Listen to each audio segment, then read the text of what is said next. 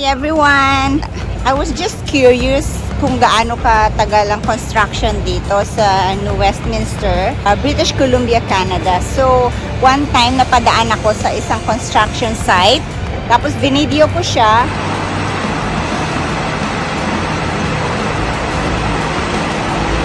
I'm gonna give you the date on the video right now.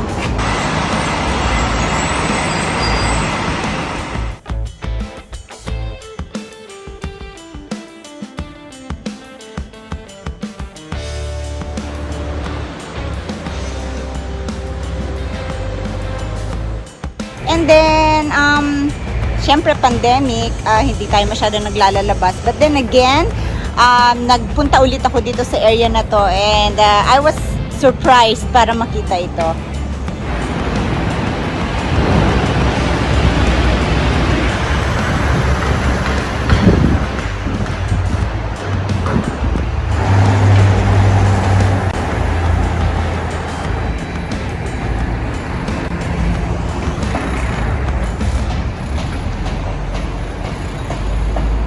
So, housing pala yung hukay na nakita ko noon.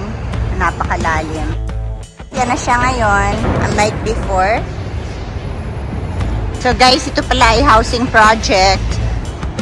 And I believe mag-open house sila this year. At siguro kung hindi pandemic, mas mabilis pa sana natapos. So, that's it. I just showed you ang update for the construction that I saw before. Hukay pa lang siya, foundation, but then now, look at that. Almost finished. Maganda actually yung location niya dahil mismong tabi siya ng isang train station dito sa New Westminster. So that's it. I hope you like my video for today. It's about the construction going on here in New Westminster, Canada. If you like this video, please hit like and do subscribe to my channel. Till next time, you take care, guys. Bye-bye.